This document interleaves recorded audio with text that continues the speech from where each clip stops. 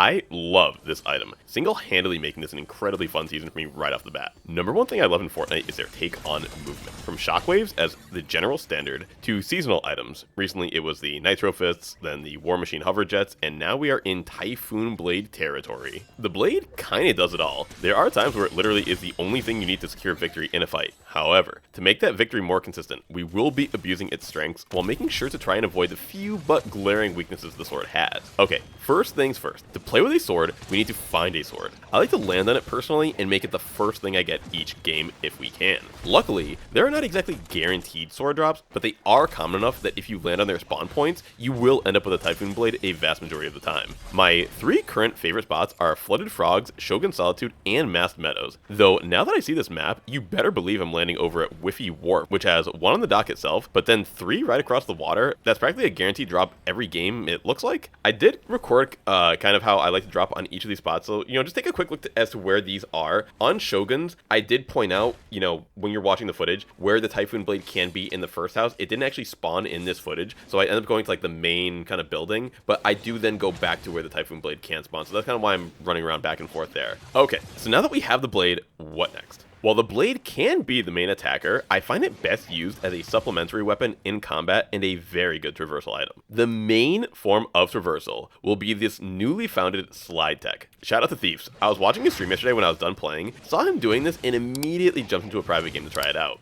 Very simple tech. Just do a quick little jump, click the fire button, and before you hit the ground, during your little windup, press the crouch button to perform the slide after you land. This is amazing movement and will help you get around the map with absolute ease. Best part about it is it uses 0 stamina. Slight warning, this does become less effective depending on how elevation is involved. Flat ground, this is a great option. Uphill, it becomes worse, so in those instances, you're going to want to implement a sprint jump just to gain the height required to get yourself some momentum when you do land down. But going downhill, it can be absolutely fantastic for the type of momentum that you can acquire. Best part about this is the attack negates fall damage, so you can do this from absolutely any height. Very quick tip. Just thinking and talking about fall damage makes me want to give everyone a huge warning. The charge attack, which is activated with your ADS input, does not negate fall damage. I know this looks like a kinetic blade type dash that will send you forward and allow you to traverse. No, this is an attack. It deals a lot of knockback to your opponents, and we'll talk about how to fight with it later. It has a secondary benefit of breaking structures too. To compensate for this, it will not negate fall damage. The sprint jump, subsequent dash afterwards, and the aerial attack with the fire button all negate fall damage.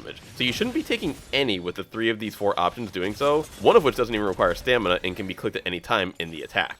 Another movement tech that is important to know about, it's just far more niche and not really as valuable as the attack slide, but still worth knowing, is this is the tree bounce. It is best done off of small trees with the widest tops, the ones that you can stand and even mantle on. All you do is a quick sprint and then jump right under them. The quick upper momentum of the blade jump will propel you in whichever direction, that you hit the tree from. This one can be a bit tricky to aim yourself properly, and realize that a lot of the time, you're gonna go at like a 40 to 60 degree angle, and it's best to kind of just plan accordingly for that. This can be done off of various trees, but the real main factors are going to be your height from it and the positioning of the branches around you. You want the branches to be low to the ground. The lower the better, as you are really relying on your upward momentum to send you forward. So less of the verticality that you use before hitting the branch, the more speed you will have after hitting it, sending you further. You can see from these examples which are better to do it off of or not. The map is very rich with trees in some parts and very sparse in others. That's why this tool isn't nearly as useful as the attack slide, which can be done on literally any ground on the map.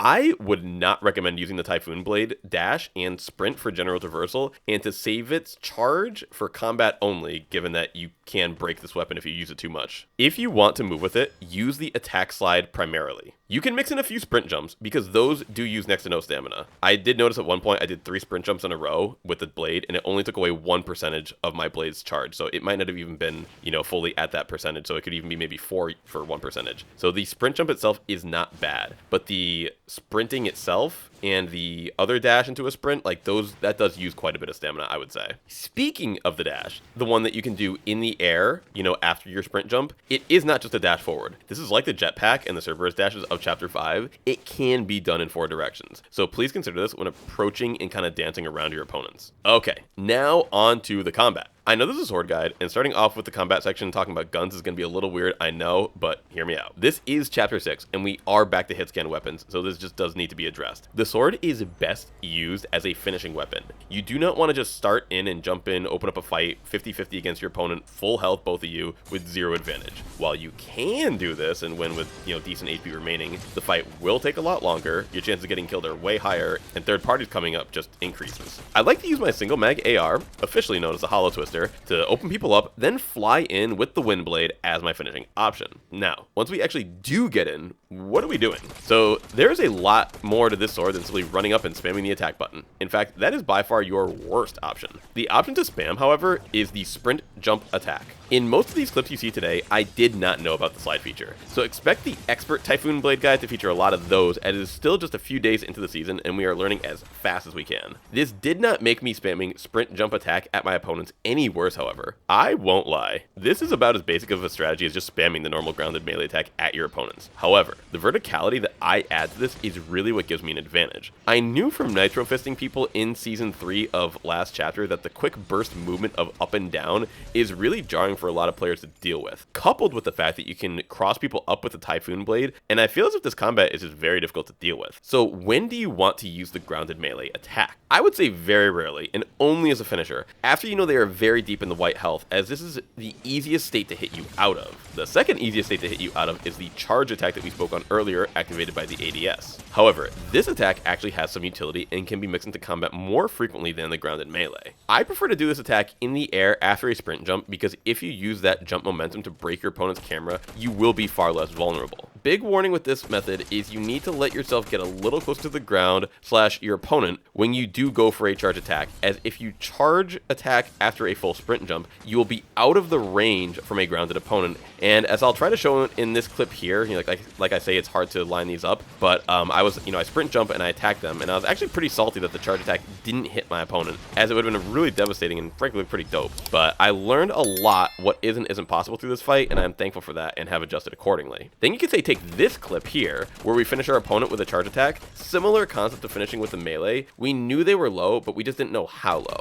Even if this doesn't finish them, there is immense knockback from the blade, and you can use that to kill people from fall damage or just throw them for a loop mid-fight. Bonus points if you open up the fight with your AR, then close the gap with the blade, use a charge attack to hit them away, then switch back to your AR and finish them off, as they are in a close range mindset and probably still have their shotgun equipped. I haven't gone for this yet, as I just thought of it writing the script, but look out for that one in the future. I don't want to make this a 37-minute video like the last one, which huge thank you to everyone who gave that a watch. I had a ton to say and appreciate y'all having the patience to listen for me breaking it down. Just so you know, we have been streaming regularly, however on Twitch only for the time being. The link to our Twitch is in the description below, so please consider giving us a follow over there if you want to catch us live. We do leave our VODs up as well, so if you want to see our full streams in case you missed it, that is an option for you too. I think this new blade is really dope. Very, very cool. Okay. One huge feature about this item that I did not talk about yet is the attack, the dash, the charge. None of it has a visual indicator. So when you're doing this stuff throughout the map, realize that you are not giving yourself away like the Void Mask will, or items of old like the jetpack that had like a constant symbol. This one is much more stealthy. This item definitely does let you move around the map very silently, kind of like a ninja in the Japanese season, so I like that a lot.